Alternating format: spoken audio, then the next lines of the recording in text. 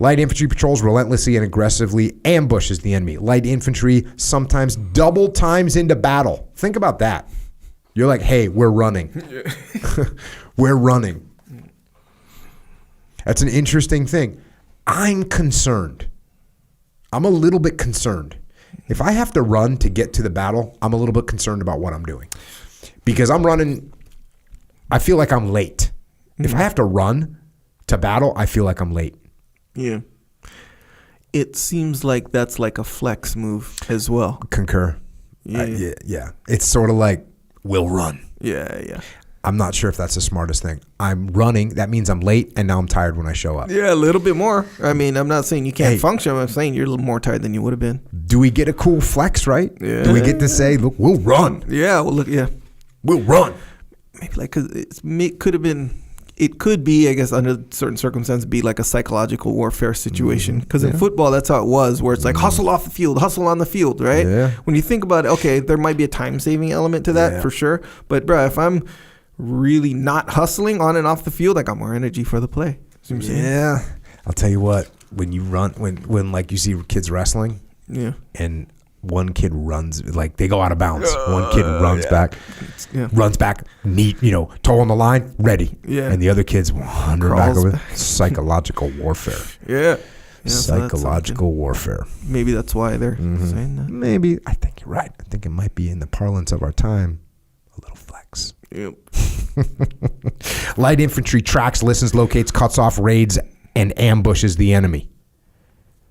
Isn't that weird to think about? When you're competing against someone, you actually should think you should be tracking, listening, locating, cut off, raiding, and ambushing them. Think about how the thing that I like about that is you're focused on them. The thing I don't like about it is you're focused on them. Right? There's a little dichotomy there. We can't be focused so much on what the other guy's doing. We need to be doing something. The enemy never knows where the light infantry is or when he will attack. Check. Don't give away your position for the 50 millionth time. I'm not going to...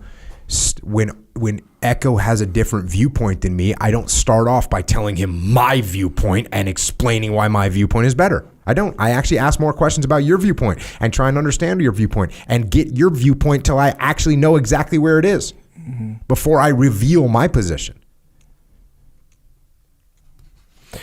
Standing operating procedures are used widely by light forces for quick, silent action. Yes, standard operating procedures. For silent action. That means you don't have to talk. We know what's going to happen. Next one. Rehearsals, training, pre-combat briefings, and sharing of information to the lowest levels are more common among light forces. This is the cornerstone of decentralized command. Rehearsals, training, pre-combat briefings, all that stuff. The infiltration of large units of light infantry is possible in close terrain and is necessary for success in major operations. Under these conditions, light forces infiltrate to attack the rear, to establish blocking positions, and to create obstacles in the path of a retreating enemy. Yeah. Check. What that means is we're moving into good positions. And we're doing it in a clandestine manner so the enemy doesn't know that what we're doing. And the last one for offense is hand-to-hand combat is a required skill for the light infantry. Affirmative. Man, the propagation of hand-to-hand combat right now since the UFC started is insane. Yeah. It's insane. Yeah. Yep. It is. I mean, even in that community, it's insane. Not to mention, like when you explore the spectrum of the guy who doesn't know anything versus the guy who knows a lot. Mm-hmm.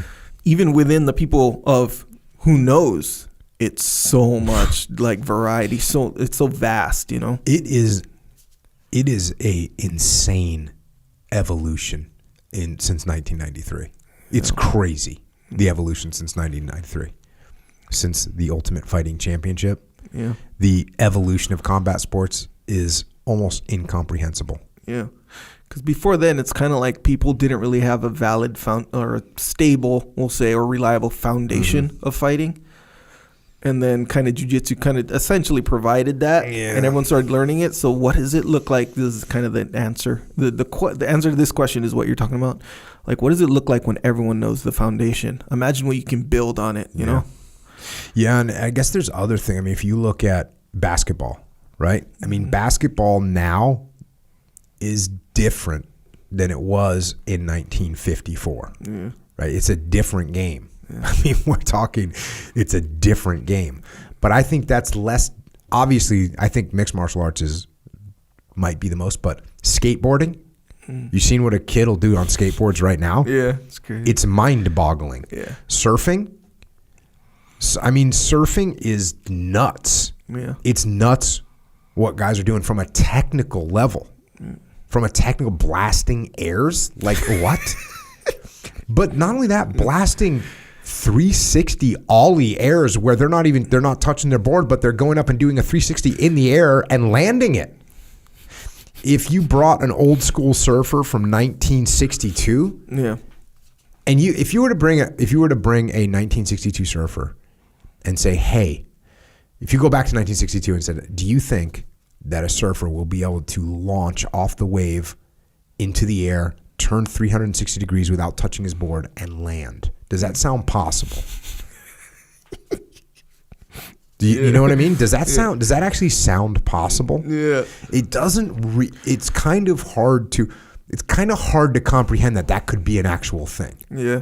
You know, they'd probably be like, wait, what do you mean not touch the board? Meaning not grab that board. They didn't even understand grabbing the board. Like, you wouldn't probably had to say that part. Yeah. Like, how are you going to get a board out of the water? Yeah. First of all, their board weighs 42 pounds, made of redwood.